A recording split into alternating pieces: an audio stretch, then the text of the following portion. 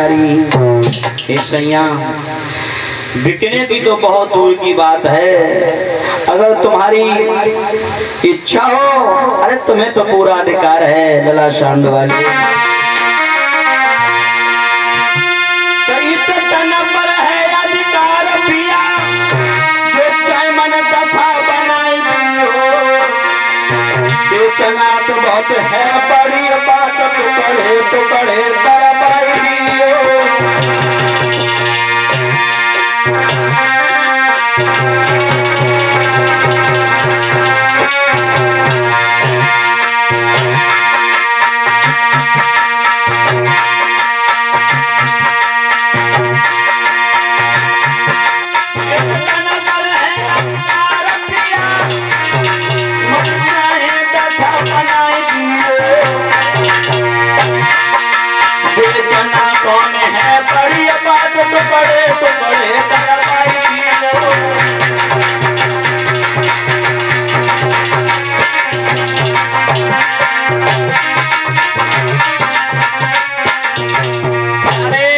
जैसे महारानी तारा ने ये बात कही तो महाराज हरिश्चंद्र कहने लगे बाहरे भद्रे, समझ लिया।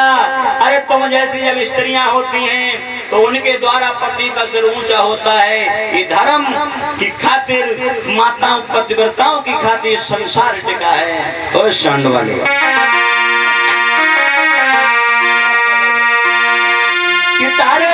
करनी है थमी भाई, तुम जैसी महिलाओं से बलवानों की कर इज्जत है, तुम जैसी ही महिलाओं से।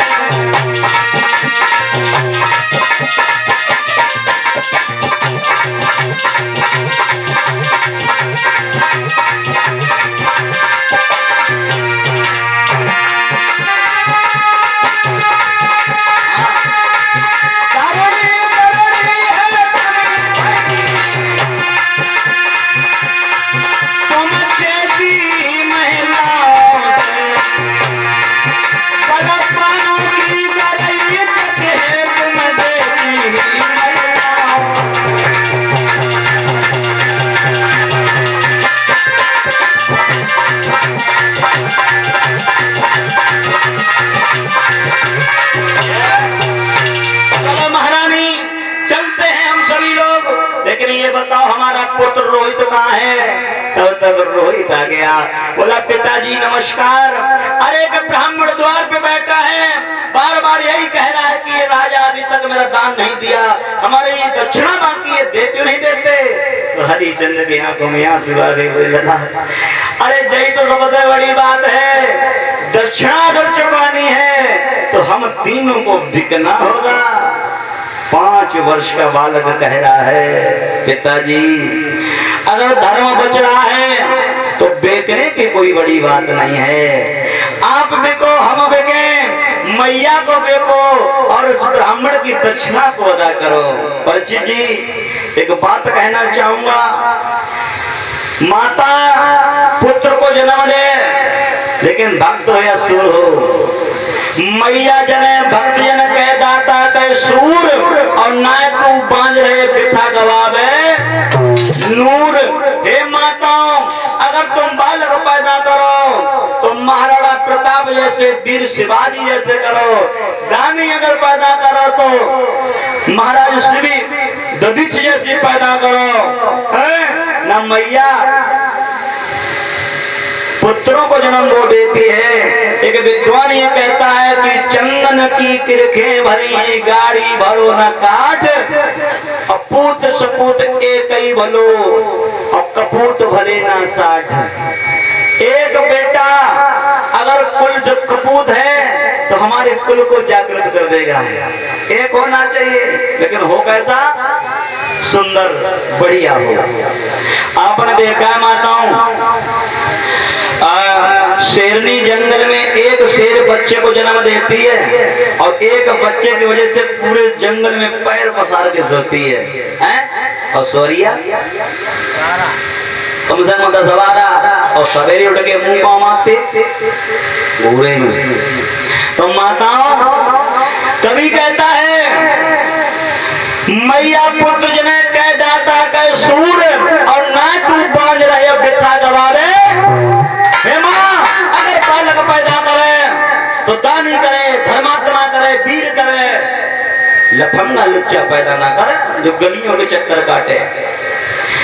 अब एक और बात बता रहे हैं माताओं, बालक को बनाना, बालक को शूरवीर बनाना, बालक को कायर बनाना, बालक को चोर बनाना, ये हमारी माताओं के ऊपर निर्भर करता है।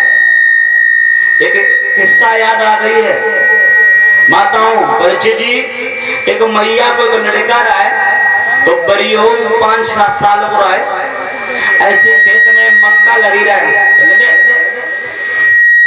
मक्का लगी रहा, मक्का वहां से जाके 2-4 घंटा तोड़ लो।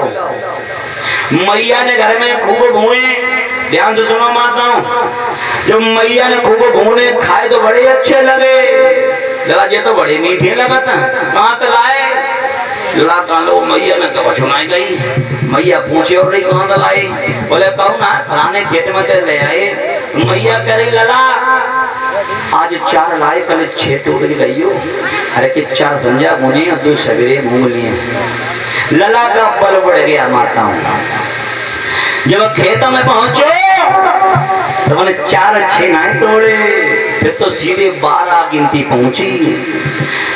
जोरा बेगो बल्लाओ, आदत पड़ गई माताओं धीरे धीरे चोरी करने की, और ऐसी चोरी नहीं, बहुत बड़ा डकैत बन गया।